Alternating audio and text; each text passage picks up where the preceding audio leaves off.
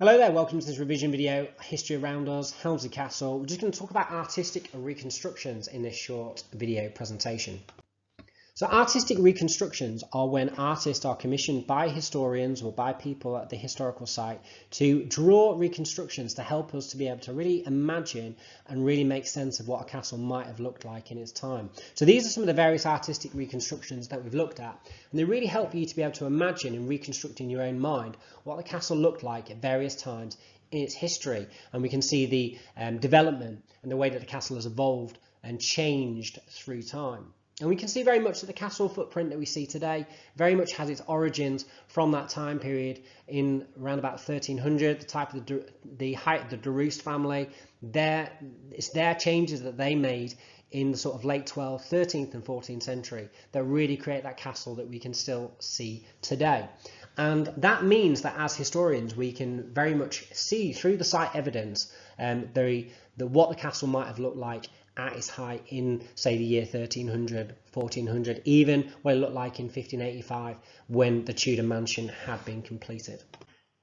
So this shows you the artistic reconstruction in 1300. So you can see here at the front we've got the South Barbican, we've got the hoard, for example, on the top, the wooden hoard, and then we've got the entrance into the South Gate, for example. You can very distinctively see the double ditch earthworks here, for example, and you can see how the entrance was made so that people had to sweep all the way around the castle to get into the south entrance. We can see on the right hand side picture, you can see the East Tower, for example. We can see the West Tower, so we can see what used to be the hall, for example, and we can see how there's that old wall that kind of divides the bailey up into two as well, okay, that dates back to Walter Espes's time. We can see the chapel there just tucked near to the East Tower, and then in the distance we can see the North Barbican, and we can see the orchard, sometimes known as the Ray Park, in the distance there as well. This shows an artistic reconstruction from 1585, so there are some slight changes to the South Barbican by this time.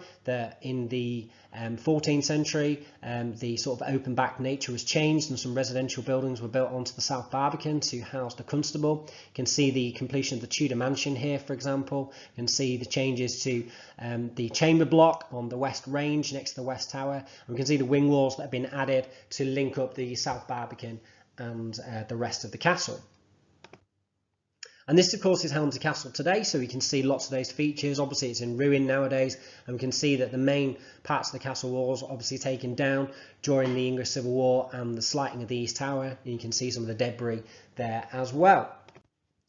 And there's a picture of Helmsley Castle nowadays, 21st century photograph, so we can kind of get that perspective. You can see there in the foreground again the South Barbican. Just remembering that the south, that's the main entrance to the castle, that's the way that people would have entered in medieval times. We can see the slighted East Tower there, just opposite the West Tower as well. So that gives you a fully labelled up diagram, just so you can sort of make sense of the different places where they actually are, to Duncan Park, the sort of South Barbican, where the town of Helmsley is, the East Tower, the North Gatehouse, and just helps you to navigate your way around the different parts of the castle. These are some other artistic interpretations that have been done, and these have been done by English Heritage to help guide people around the site so they can make sense of it. So we've got a great picture there of the South Barbican. We've got the interior of the chapel and how that might have looked, for example. We can see there the Tudor mansion in the bottom right. We can see the Great Hall and the kitchen range, and even Walter Espes is a mock-up of what Walter Espes's castle might have looked like at the bottom there as well. So if you've got a question about this in an exam, it might go something like this. Imagine that an artist has been hired to do a painting showing the diversity of everyday life at your site at a particular time in its past. What would you tell the artist to help make the painting historically accurate? So this is all about historical significance. So obviously if you put something into an artistic interpretation, you think that it's really, really significant.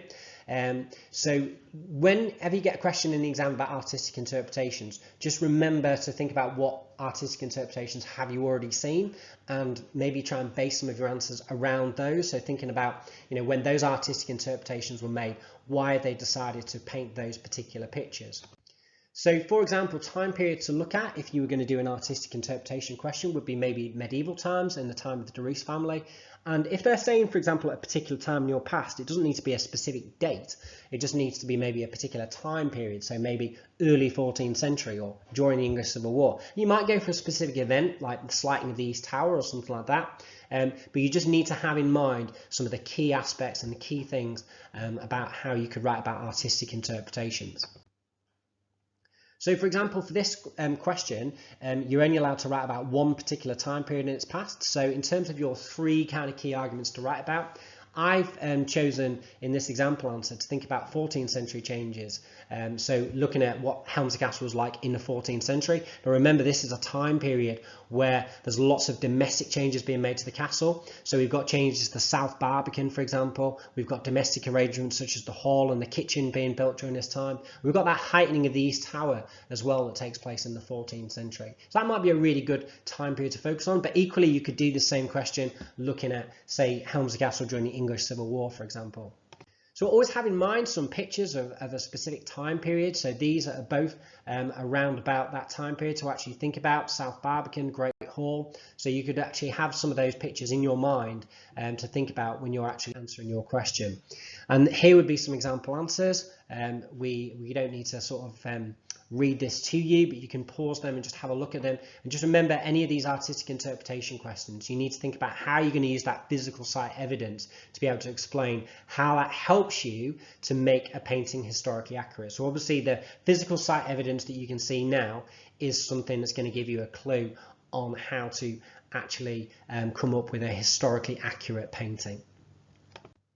So that would be a paragraph on the Great Hall, the kitchen, the West Tower, and the sort of buttery area as well. So very much focusing in on that picture we've already got in mind that has already been drawn. It's great to think about what people are going to be in your images as well. So don't just think about artistic interpretations that show buildings, but ones that show people as well, because that's how you can show that sort of everyday life, that diversity within the castle.